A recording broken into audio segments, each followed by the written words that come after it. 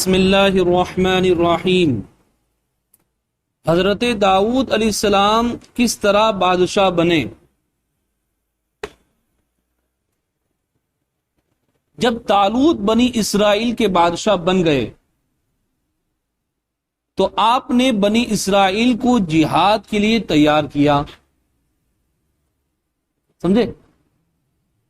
جب طالوت بنی اسرائیل کے بادشاہ ہو گئے تو حضرت داؤد علیہ السلام نے بنی اسرائیل کو جہاد کے لیے تیار کیا، اور ایک کافر بادشاہ جالوت سے، اس کا نام جالوت تھا، جالوت سے جنگ کرنے کے لیے اپنی فوج کو لے کر میدان جنگ میں نکلے۔ سمجھے؟ کون نکلا؟ حضرت داؤد علیہ السلام نکلے۔ جالوت بہت ہی قد آور اور نہایت ہی طاقتور بادشاہ تھا۔ اس کا قد لمبا تھا اور طاقتور بادشاہ تھا، طاقت اس کے اندر بہت زیادہ تھی اور قد اس کا بڑا تھا۔ وہ اپنے سر پر لوہے کی جو ٹوپی پہنتا تھا اس کا وزن 300 رتل تھا۔ پرانے زمانے کا جو پیمانہ ہوتا تھا وہ ہیوی کباب ہے، اتنا بڑا جو ناپنے کا جو پیمانہ ہوتا تھا وہ صرف لوہے کی اتنی بڑی ٹوپی پہنتا تھا۔ تو اس سے اندازہ کیا جا سکتا ہے کہ وہ کتنا بڑا وزنی آدمی ہوگا، اور قد کے لحاظ سے بھی اور طاقت کے لحاظ سے بھی۔ جب دونوں فوجیں میدان جنگ میں لڑائی کے لیے صف آرائی کر چکیں، آمنے سامنے دونوں فوجیں ہو گئیں، تو حضرت طالوت نے اپنے لشکر میں یہ اعلان فرمایا کہ جو شخص جالوت کو قتل کرے گا میں اپنی شہزادی کا نکاح اس کے ساتھ کر دوں گا۔ یہ کس نے کہا؟ حضرت جالوت نے کہا، طالوت نے کہا کہ جو جالوت کو قتل کرے گا اس کو میں اپنی شہزادی کا نکاح اس کے ساتھ کر دوں گا، میں اپنی شہزادی کا نکاح اس کے ساتھ کر دوں گا، اور اپنی آدھی سلطنت بھی اس کو عطا کر دوں گا، آدھی سلطنت بھی دے دوں گا میں۔ یہ فرمان شاہی سن کر حضرت داؤد علیہ السلام آگے بڑھے، جو ابھی بہت ہی کم سن تھے، چھوٹے بچے تھے، اور بیماری سے چہرہ زرد ہو رہا تھا، اور غربت اور مفلسی کا یہ عالم تھا کہ بکریاں چرا کر اس کی اجرت سے گزر بسر کرتے تھے۔ آپ عمر کے لحاظ سے بھی کم تھے آپ، اور مالی پوزیشن بھی آپ کی اتنی تھی نہیں۔ روایت ہے کہ حضرت داؤد علیہ السلام گھر سے جہاد کے لیے روانہ ہوئے تھے، تو راستے میں ایک پتھر بولا کہ اے داؤد مجھے اٹھا لیجئے، کیونکہ میں حضرت موسیٰ علیہ السلام کا پتھر ہوں۔ پتھر نے آواز دی حضرت داؤد علیہ السلام کہ مجھے اٹھا لیجئے، میں حضرت موسیٰ علیہ السلام کا پتھر ہوں۔ پھر دوسرے پتھر نے آپ کو پکارا کہ اے داؤد مجھے اٹھا لیجئے، کیونکہ میں حضرت ہارون علیہ السلام کا پتھر ہوں۔ پھر ایک تیسرے پتھر نے آپ کو پکار کر عرض کی کہ اے حضرت داؤد علیہ السلام مجھے اٹھا لیجئے، کیونکہ میں جالوت کا قاتل ہوں۔ اس پتھر سے جالوت قتل ہونے والا، تو اس پتھر نے کہا مجھے بھی اٹھا لیجئے کہ جالوت کے قتل میں یہ پتھر آپ کو کام آئے۔ آپ علیہ السلام نے ان تینوں پتھروں کو اٹھا کر اپنے جولے میں رکھ لیا۔ سمجھے؟ جب جنگ شروع ہوئی تو حضرت داؤد علیہ السلام اپنی گوفن لے کر صفوں سے آگے بڑھے، اور جب جالوت پر آگ کی نظر پڑی تو آپ نے ان تینوں پتھروں کو اپنی گوفن میں رکھ کر اور بسم اللہ پڑھ کر گوفن سے تینوں پتھروں کو جالوت کے اوپر پھینکا۔ سمجھے؟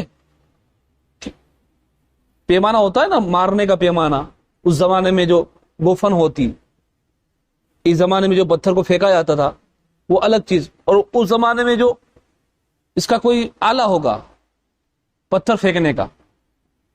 تو جیسے ہی حضرت داؤد علیہ السلام نے بسم اللہ پڑھ کر گوفن سے تینوں پتھروں کو جالوت کے اوپر پھینکا، اور یہ تینوں پتھر جا کر جالوت کی ناک اور کھوپڑی پر لگے، اور اس کے بھیجے کو پاش پاش کر کے سر کے پیچھے سے نکل کر 30 جالوتیوں کو لگے. سمجھے؟ کھوپڑی چیرتے ہوئے 30 جالوتوں کو وہ پتھر لگے. اتنی تیزی کے ساتھ وہ پتھر گئے ہوں گے،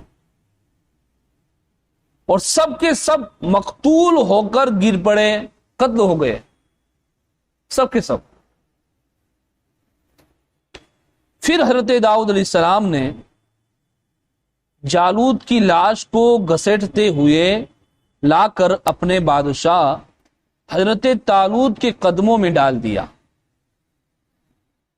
اس پر حضرت طالوت اور بنی اسرائیل بے حد خوش ہوئے، کیونکہ حضرت طالوت نے کہا تھا نا کہ کون ہے جو جالوت کو مارے، تو حضرت داؤد علیہ السلام کھڑے ہوئے تھے. تو جب یہ کام ختم ہوا، مشن ختم ہوا، تو بنی اسرائیل اور حضرت طالوت بڑے خوش ہوئے. جالوت کے قتل ہو جانے سے اس کا لشکر بھاگ نکلا، اور حضرت طالوت کو فتح مبین ہو گئی. اور اپنے اعلان کے مطابق، جو انہوں نے اعلان کیا تھا، اعلان کے مطابق حضرت طالوت نے حضرت داؤد علیہ السلام کے ساتھ اپنی لڑکی کا نکاح کر دیا، اور اپنی آدھی سلطنت کا ان کو سلطان بنا دیا. جو وعدہ کیا تھا نا کہ میں اپنی لڑکی بھی دوں گا اور آدھی سلطنت بھی دوں گا. پھر پورے 40 برس کے بعد جب حضرت طالوت بادشاہ کا انتقال ہو گیا، تو حضرت داؤد علیہ السلام پوری سلطنت کے بادشاہ بن گئے. پوری سلطنت حضرت داؤد علیہ السلام کے پاس آ گئی. اور جب حضرت شمویل علیہ السلام کی وفات ہو گئی، تو اللہ تعالی نے حضرت داؤد علیہ السلام کو سلطنت کے ساتھ نبوت سے بھی سرفراز فرما دیا. آپ کے پاس سلطنت تو تھی، مگر اللہ تعالیٰ نے نبوت بھی عطا فرمایا. آپ سے پہلے سلطنت اور نبوت دونوں اعزاز ایک ساتھ کسی کو بھی نہیں ملا تھا. آپ سے پہلے کسی کے پاس نبوت تھی تو سلطنت نہیں، کسی کے پاس سلطنت اور نبوت نہیں، مگر یہ اعزاز جو ملا یہ حضرت داؤد علیہ السلام کو ملا. آپ پہلے شخص ہیں کہ ان دونوں عہدوں پر فائز ہو کر 70 برس تک سلطنت اور نبوت دونوں منصبوں کے فرائض پورے کرتے رہے. اور پھر آپ کے بعد آپ کے فرزند حضرت سلیمان علیہ السلام کو بھی اللہ تعالی نے سلطنت اور نبوت دونوں مرتبوں سے سرفراز فرمایا. حضرت داؤد علیہ السلام کے لڑکے کون؟ حضرت سلیمان علیہ السلام. تو حضرت سلیمان علیہ السلام کو بھی اللہ تعالیٰ نے سلطنت بھی عطا فرمائی تھی اور نبوت بھی عطا فرمائی تھی. اس واقعہ کا اجمالی بیان قرآن مجید کی سورہ بقرہ میں اس طرح ہے: وَقَتَلَ دَاوُودُ جَالُوتَ وَآتَاهُ اللَّهُ الْمُلْكَ وَالْحِكْمَةَ وَعَلَّمَهُ مِمَّا يَشَاءُ. اور قتل کیا داؤد نے جالوت کو، اور اللہ نے اسے سلطنت اور حکمت عطا فرمائی. کس کو؟ حضرت داؤد علیہ السلام. اور اسے جو چاہا سکھایا. حضرت داؤد علیہ السلام کو اللہ تعالیٰ نے جو چاہا سکھایا، کیونکہ آپ کو اللہ تعالیٰ نے نبوت بھی عطا فرمائی تھی. اس کے بعد یہ ذکر آئے گا کہ حضرت داؤد علیہ السلام کا ذریعہ معاش کیا تھا، وہ کیا کام کرتے تھے، کس طریقے سے اپنا گزر بسر کرتے تھے، اور اس واقعہ سے ہمیں کیا درس عبرت ملتا ہے. انشاءاللہ اس کا ذکر کل کیا جائے گا. اللہ تعالی ہم سب کو سننے کے ساتھ عمل کی توفیق عطا فرمائے.